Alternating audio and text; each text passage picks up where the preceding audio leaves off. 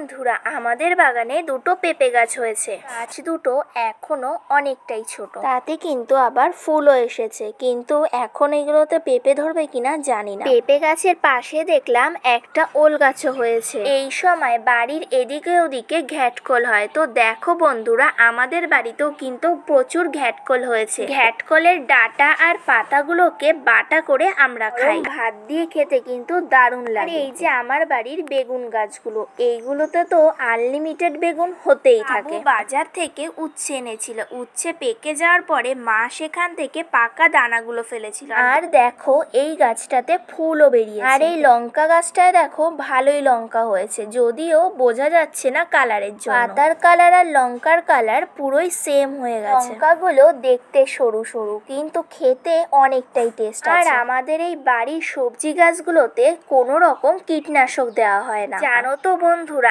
আমাদের বাড়ির এই পেয়ারা গাছটায় 12 মাসই কম বেশি পেয়ারা হতে থাকে। ওখানে তো গাছটা হেলে গেছিল, বাবু কোনোভাবে ঠেকা দিয়ে রেখেছে। বাড়িতে অনেক দইয়ের ভাঁড় জমে গেছে, দেখা যাক ভাঁড়গুলো দিয়ে কি করা যায়। কি করব তোমরা কি কেউ গেস করতে পারছো? কোদাল দিয়ে কুপিয়ে আমি তো বালতি ভরে মাটি নিয়ে নিলাম। ভাঁড়গুলোকে এবার একটু পরিষ্কার করে নিই। নারকেলের খোসা দিয়ে করছিলাম, হচ্ছিল না, তাই ব্রাশ দিয়ে করার চেষ্টা করছিলাম। বন্ধুরা, ভাঁড়গুলো তো পরিষ্কার করে নিয়েছি, এবার এক এক করে ভাঁড়গুলোকে মাটি দিয়ে ভরে নিই। ভরা তো হয়ে গেছে, ভাবলাম টাইম ফুল গাছগুলো তো আমার বাড়িতে প্রচুর হয়েছে, তো ভাঁড়গুলো তো লাগানোই যায়। তাই আমি সাইড থেকে গাছগুলো ভেঙে ভেঙে নিচ্ছিলাম। প্রত্যেকটা ভাঁড়ের মধ্যেই হলুদ, লাল আর পিঙ্ক 3 রকমেরই গাছ লাগাবো ভাবছি। ফুল গাছগুলো এমনই যে একটুখানি ডাল লাগালেই অনেকটাই ভরে যায়। এর আগে আমাদের বাড়িতে চাপা পিঙ্কের টাইম ফুল গাছ ছিল, কোনো কারণবশত ওগুলো তুলে ফেলতে হয়েছিল। বসানোর পরে জল দিয়ে নিয়েছি। কোথায় যাচ্ছি বলো তো?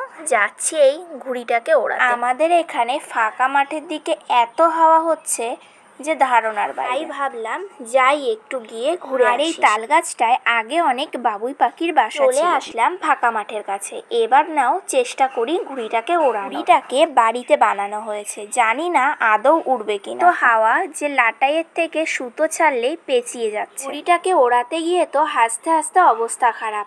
কোথায় উড়বে আকাশে তা না, দেখো ঘুরে ঘুরে নিচে চলে আসছে। একটা ঘুড়িকে তো 4 জন মিলে ওড়ানোর জন্য চেষ্টা করেই যাচ্ছে, কিন্তু না, মনে হচ্ছে চেষ্টা বিফলে যাবে। এবার ওড়াচ্ছিলাম আমি একা, কিন্তু দেখো একটু একটু উঠতে গিয়ে আবার সে ঘুরে নিচে পড়ে গেল। পাশের একটা জমিতে দেখো কত সুন্দর পাট শাক হয়ে আছে। ঘুড়িটাকে ছেড়ে এবার চলে আসলাম একটু সাইডে।